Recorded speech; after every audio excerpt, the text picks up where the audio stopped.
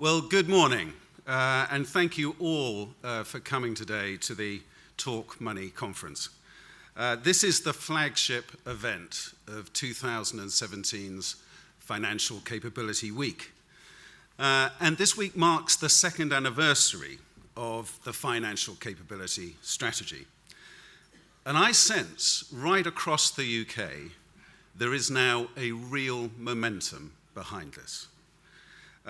To give you an indication of that, there are nearly 200 events happening around the country that are not being hosted by the Money Advice Service. They're being hosted by the hundreds of organizations and agencies who are as passionate as we are about improving financial capability.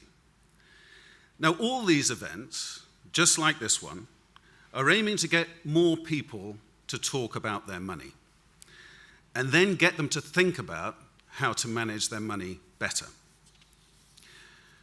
And I'm afraid that the need for helping people to manage their money better has never been greater.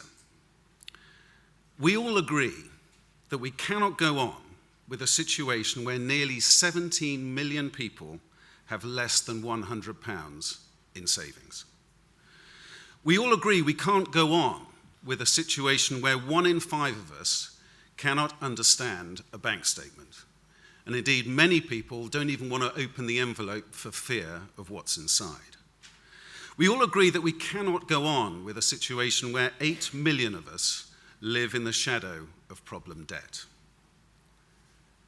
Now, unfortunately, there are many reasons right now why it is easy to believe that if nothing is done, this situation will only get worse. Interest rates have already started rising, household borrowing is increasing, and there is upward pressure on prices around food and utilities, and that's due to the recent fall in value of the pound. Now, we can expect these trends to continue, at least in the short and medium term.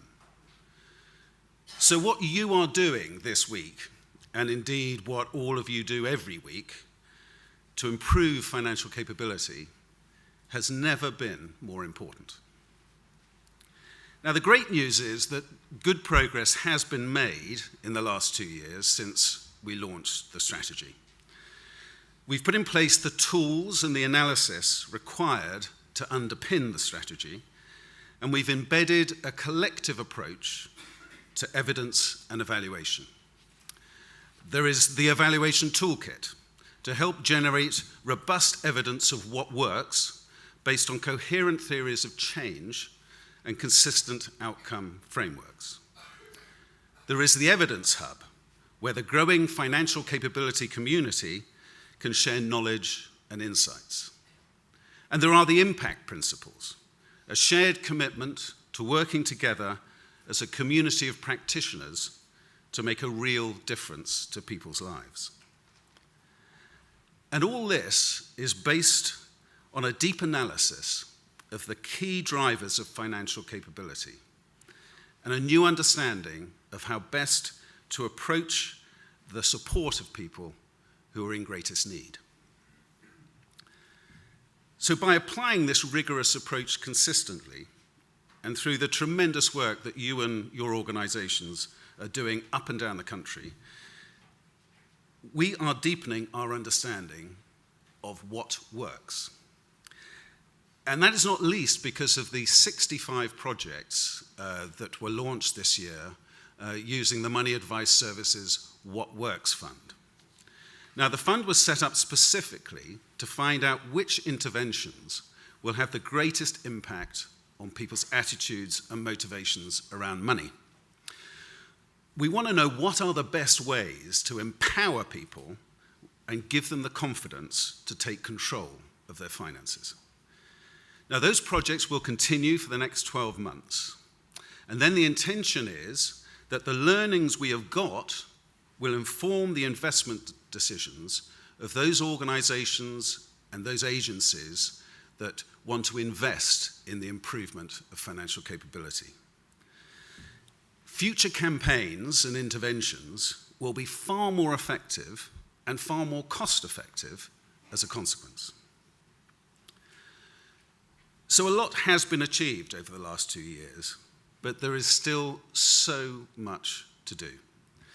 We have only just begun, and if you'll forgive the cliche, this is a marathon, not a sprint. But I personally feel more confident than I ever have that we will eventually get there. And that's really because of all of you.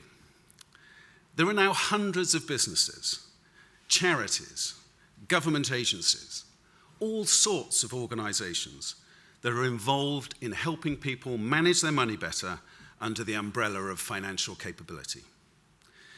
We already have 90 organizations signed up to the Impact Principles. There are more than 60 organizations involved in the steering groups and forums that are implementing the strategy across the UK.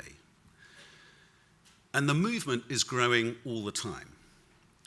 A big part of the strategy's purpose is to bring this community together, and so we can share insights and best practice. And that's what, obviously, today is very much about.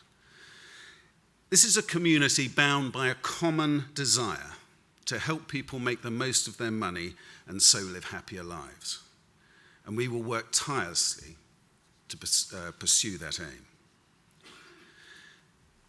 Now, of course, it's crucially important that the government at local and national level is part of that community and that it supports those aims. So I'm particularly pleased that Guy Opperman has agreed to be here this morning to talk to you.